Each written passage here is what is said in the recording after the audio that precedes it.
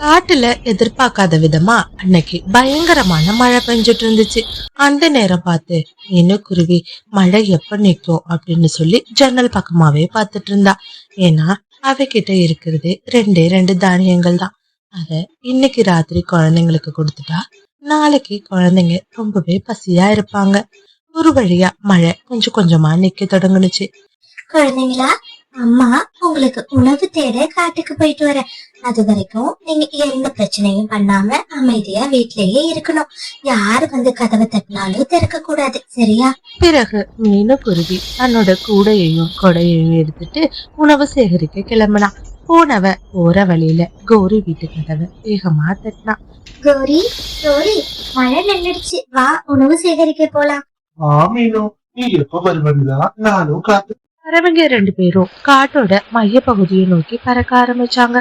ரொம்ப தூரம் பறந்து போன பிறகும் அவங்களுக்கு எந்த ஒரு தானியமுமே கிடைக்கல. ஒரு வழியா வாழை மரத்துல வந்து அமர்ந்தாங்க. என்ன மீனும் இன்னைக்கு காட்டுல எந்த ஒரு தானியமுமே கிடைக்கல. ஆமா கௌரி, இந்த வாழை மரத்துல கூட ஒரு வாழைப்பழம் கூட நமக்கு இல்ல.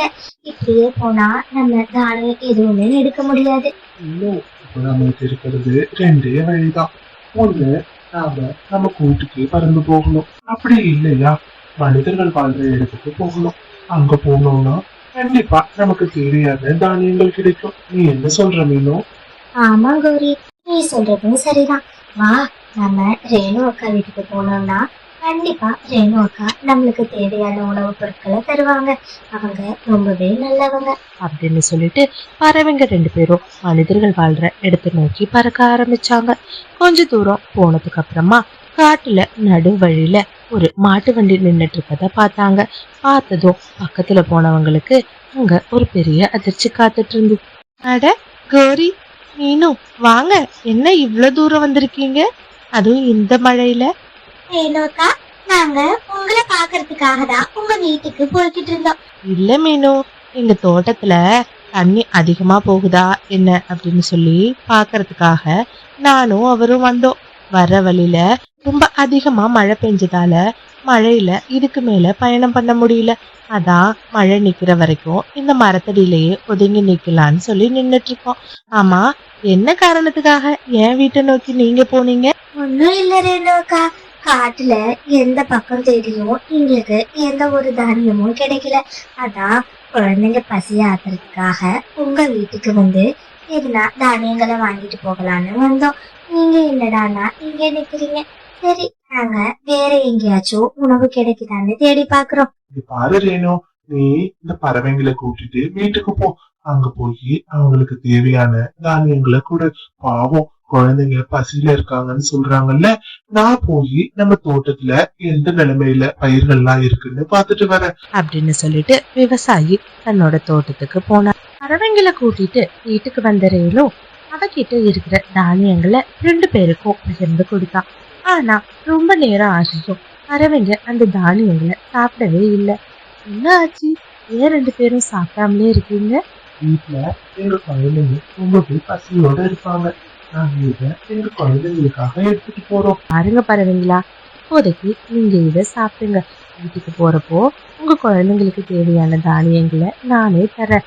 அதை எடுத்துட்டு போய் உங்க குழந்தைங்க கிட்ட கொடுங்க அப்படின்னு ரேணு சொன்னா. இதை கேட்டு பறவைங்க ரெண்டு பேரும் தானியங்களை சாப்பிட ஆரம்பிச்சாங்க. இப்படி பறவைங்க சாப்பிட்டுட்டு இருக்கும்போதே ரொம்ப வேகமா விவசாயி ஓடி வந்தாரு. வேணும் வேணும், நம்ம ரொம்பவே மோசமான நிலைமைக்கு வர போறோம். நம்மளுக்கு பெரிய அளவுல நஷ்டம் ஏற்பட போகுது அப்படின்னு சொல்லி அழ ஆரம்பிச்சாரு. என்னங்க ஆச்சு, ஏன் இப்படி ஓடி வர்றீங்க, என்னாச்சுன்னு சொல்லுங்க. இங்க பாரு வேணும், மழை விடாம பெஞ்சதுல நம்மளோட காய்கறி தோட்டம் மொத்தமும் அழுகி போற நிலைமைக்கு ஆயிடுச்சு. இன்னைக்கு மட்டும் மழை நிக்காம பெஞ்சிச்சுன்னா கண்டிப்பா ரொம்ப நஷ்டம் ஏற்பட்டுடும் அப்படின்னு சொல்லி அழுது புலம்புனாரு. இத கேட்ட விவசாயியோட மனைவியும் ரொம்பவே அழ ஆரம்பிச்சாங்க. இது எல்லாத்தையும் பார்த்துட்டு இருந்த பறவைங்க ரெண்டு பேரும், ரேணுக்கா, இங்க பாருங்க, நீங்க அழாதீங்க, அப்படி எதுவுமே நடக்காது. உடனே நாங்க போய் மேகராஜாவை பார்த்து மழையை நிறுத்த சொல்றோம் அப்படின்னு சொன்னாங்க. எப்படி பறவைங்களா, உங்களால எப்படி மேகராஜாவை பார்க்க முடியும்? நீங்க சொல்றது எதையுமே என்னால நம்ப முடியல. இல்ல ரேணுக்கா, எங்களோட நண்பனான மேகராஜாவோட பையன் பப்ளு இருக்கான். அவன் கிட்ட சொல்லி எப்படியாச்சும் அவனோட அப்பாவை சந்திச்சு நாங்க மழைய நிறுத்திடுறோம். நீங்க இத நினைச்சு கவலைப்படாம அப்படின்னு சொல்லிட்டு 2 பேரும் வேகமா கடற்கரை பகுதியை நோக்கி பறக்க ஆரம்பிச்சாங்க. ஒரு வழியா கடற்கரை பகுதிக்கு வந்தவங்க அங்க அவங்களோட நண்பன் பப்ளுவ பார்த்தாங்க. பப்ளு, உங்க அப்பா எங்க போயிருக்காரு? நாங்க உடனே அவரை பார்த்தாகணும். என்னாச்சு கோரி, எதுக்காக நீ எங்க அப்பாவை தேடி வந்திருக்க? இல்ல பப்ளு, உங்க அப்பா எங்க போயிருக்காருன்னு சொல்லு, உடனே நாங்க அவரை பார்த்தாகணும். இந்த மாதிரி பறவைங்க பேசிட்டு இருக்கும் போதே அங்க இருந்து மேகராஜா பறந்து வந்தாரு. மேகராஜா, வணக்கம். நாங்க உங்களை பார்க்கதான் வந்திருக்கோம். நீங்க அந்த விவசாய தோட்டத்துல பெய்யுற மழைய கொஞ்சம் நிறுத்த சொல்லுங்க. என்ன பறவைங்களா சொல்றீங்க? இப்படி நான் மழையை நிறுத்த சொல்ல முடியும்? மேகங்கள் எல்லாரும் கடற்கரையில இருந்து வயிறு முற்ற அளவுக்கு தண்ணியை குடிச்சிட்டு போயிருக்காங்க. கண்டிப்பா அவங்க மழைய பெய்யற வரைக்கும் நிறுத்த மாட்டாங்க. என்னால எதுவுமே பண்ண முடியாது. நீங்க இங்க இருந்து போகலாம். ராஜா, இங்க பாருங்க, அந்த விவசாயியும் அவரோட மனைவியும் ரொம்பவே நல்லவங்க. எல்லாருக்கும் எல்லா உதவியும் பண்ணுவாங்க. ரொம்ப இரக்க குணம் கொண்டவங்க. இன்னைக்கு அவங்களோட பயிர் அழுகி போற நிலைமையில இருக்கு. அவங்களால இந்த நஷ்டத்தை ஈடு செய்யவே முடியாது. நாங்க ரொம்ப கெஞ்சி கேட்டுக்கிறோம். நீங்க அந்த மழை மேகங்களை கூப்பிட்டு மழை பெய்யறத கொஞ்சம் நிறுத்த சொல்லுங்க. சரி, இவ்வளவு தூரத்துக்கு நீங்க செஞ்சு கேட்கறதால நான் நிறுத்த சொல்றேன். ஆனா அது சாதாரண காரியம் இல்லை. மேகராஜா விவசாயியோட தோட்டத்துல இருக்கிற மழை மேகங்களை பார்க்க கூட்டிட்டு போனாரு. அங்க போன மேகராஜா மழை மேகங்களை பார்த்து, மேகங்களா, நீங்க இப்ப மழை பொழியறத நிறுத்தியே ஆகணும். என்ன ஆச்சு ராஜா? இதுக்காக மழை பொழியறது நிறுத்த சொல்றீங்க? நாங்க நிறைய தண்ணி குடிச்சிருக்கோம். எங்களால எப்படி திடீர்னு நிறுத்த முடியும்? இருக்கீங்களா பறவைங்களா? கண்டிப்பா மேகக்கூட்டங்களால மழை பொழியறத நிறுத்த முடியாது. அப்படி நிறுத்தினாங்கன்னா அவங்களுக்கு தான் உடல்நிலை பாதிக்கப்படும். இதுக்கு மேல என்னால எதுவுமே செய்ய முடியாது. இல்ல ராஜா, நீங்க அப்படி சொல்லக்கூடாது. என்கிட்ட இதுக்கு ஒரு யோசனை இருக்கு. அதுபடி செஞ்சா கண்டிப்பா மேற்கூட்டங்களுக்கும் உடல்நிலை பாதிக்காது, விவசாயியோட தோட்டமும் பாதிக்காது. அப்படியா? அப்படி என்ன யோசனை இருக்கு உன்கிட்ட? சொல்லு. இல்ல ராஜா, பக்கத்து காடு ரொம்பவே வறட்சியா இருக்கு. நீங்க அந்த காட்டு பக்கம் அந்த மேகக்கூட்டங்களை போய் மழை பொழிய சொன்னீங்கன்னா அந்த காட்டுல இருக்கிற மரம் செடி கொடிகளும் நல்லா தழைச்சு வளருவாங்க. விவசாயியோட தோட்டமும் அழுகி போற நிலைமையிலிருந்து பாதுகாக்கப்படும். நீங்க இதை மட்டும் செய்யுங்க மகாராஜா. சரி, நாங்க மேகக்கூட்டங்கள்கிட்ட இன்னொரு தடவை பேசி பார்க்கலாம். மேகக்கூட்டங்களா, நீங்க சரியா கிழக்கு திசை நோக்கி பறந்து போங்க. அந்த இடத்துல ஒரு வறண்ட பூமி இருக்கு. அந்த வறண்ட பூமியில நீங்க குடிச்ச எல்லா தண்ணீரையும் கொட்டி. சரி மகாராஜா, நீங்க சொன்ன மாதிரி நாங்க கிழக்கு திசை நோக்கி நகர ஆரம்பிக்கிறோம் அப்படின்னு சொல்லிட்டு எல்லா மேகக்கூட்டங்களும் விவசாய தோட்டத்திலிருந்து கிழக்கு பக்கமா நகர ஆரம்பிச்சாங்க. ரேணு, இப்போ உங்க தோட்டத்துல மழை பொழியறத நாங்க தடுத்து நிறுத்திட்டோம். இனிமே உங்க தோட்டத்துல இருக்கிற பயிர்களுக்கு எந்த பாதிப்புமே வராது. இத நினைச்சு நீங்க கவலைப்படாதீங்க. கேட்ட விவசாயியும் அவரோட மனைவியும் ரொம்பவே சந்தோஷப்பட்டாங்க.